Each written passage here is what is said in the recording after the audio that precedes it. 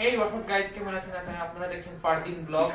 আর আজকে আমি আপনাদের সাথে কোনো গল্প নয়, বরং অ্যামাজন সম্বন্ধে শেয়ার করতে চলেছি। তো চলুন শুরু করা যাক। তো আপনারা অনেকে নিশ্চয়ই অ্যামাজন দ্য রেইন ফরেস্টের নাম শুনেছেন। এটা হচ্ছে পৃথিবীর সবচেয়ে বৃহত্তম বন, যাকে মহাবন বললেও ভুল হবে না, আর অনেকে বলেও সেটা। তো আজকে আপনাদের সাথে আমি এটা সম্বন্ধে শেয়ার করতে চলেছি। তো লেটস গেট স্টার্টেড। তো বন্ধুরা, অ্যামাজন যেটা ব্রাজিলে অবস্থিত, বাট এটা শুধু ব্রাজিলেই এটা শাখা না, এটা শাখা সাউথ আমেরিকার 10টা দেশের মধ্যে রয়েছে। বাট ব্রাজিলে এর 60% ফরেস্ট এক্সিস্ট করে।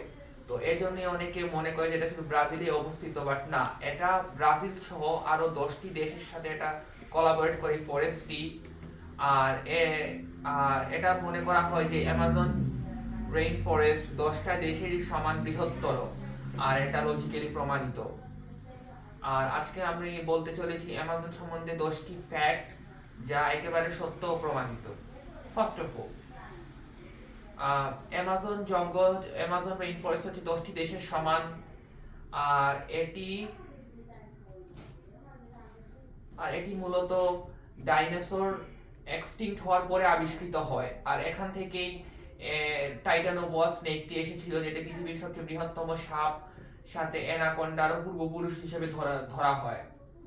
সেকেন্ড, অ্যামাজন রেইন ফরেস্টের রাজাকে আমরা জানি প্রত্যেক বনে একজন করে রাজা থাকে। লাইক আফ্রিকার বনে থাকে সিংহ, সুন্দরবনে আছে বাঘ। তো অ্যামাজনও ঠিক বাঘই পজিশন দখল করে রেখেছে, বাট এটা একটু অন্যরকম বাঘ। এর নাম হচ্ছে আপনার জেগুয়ার।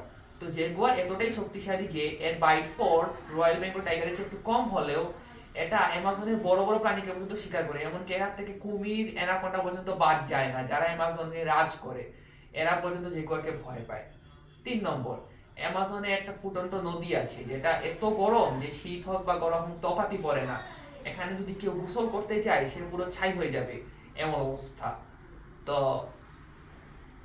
5 নম্বর ফ্যাক্ট হচ্ছে অ্যামাজনকে বলা হয় পৃথিবীর ফুসফুস, কারণ পৃথিবীর 20% অক্সিজেন কামস ফ্রম অ্যামাজন। আর ইটস এ ফ্যাক্ট, এটাকে আপনাদেরকে বিশ্বাস করতেই হবে, যাই বলুন না কেন। ষষ্ঠ, অ্যামাজন কেন এত বিখ্যাত? ওয়াই অ্যামাজন আর সো পপুলার? এটার কারণ হচ্ছে দুটো। প্রথম হচ্ছে অ্যামাজনের ওয়াইল্ড লাইফ, আর দ্বিতীয় হচ্ছে অ্যামাজন এবং তার ডাইভার্সিটি। সপ্তম ফ্যাক্ট, আমি কেন অ্যামাজনকে পৃথিবীর ফুসফুস বললাম? এর কারণটা হচ্ছে যদি অ্যামাজন শেষ হয়ে যায় বা বিলুপ্ত হয়ে যায়, তাহলে পৃথিবীর কোনো সিভিলাইজেশনই বেঁচে থাকবে না। কারণ এই যে আমি কথা বলছি, আপনারা শুনছেন, সেটা অ্যামাজনের জন্যই। তাই আমাদের উচিত অ্যামাজনকে রক্ষা করা। অষ্টম, এখানে একটু ফান ফ্যাক্ট বলা, একটা সিরিয়াস টপিকে বললাম। আমার কি অ্যামাজন ভালো লাগে? Do I love Amazon? হ্যাঁ, অবশ্যই। হ্যাঁ, আমি অ্যামাজনকে ভয় পাই, বাট আমি অ্যামাজনকে ভালোবাসি, বিকজ অ্যামাজনের ইম্পর্টেন্স আছে আমাদের লাইফে। আর সেলফিশনেস বাদ দিলেও সুন্দরবনে পরে আমার অ্যামাজনকে ভালো লাগে। নবম,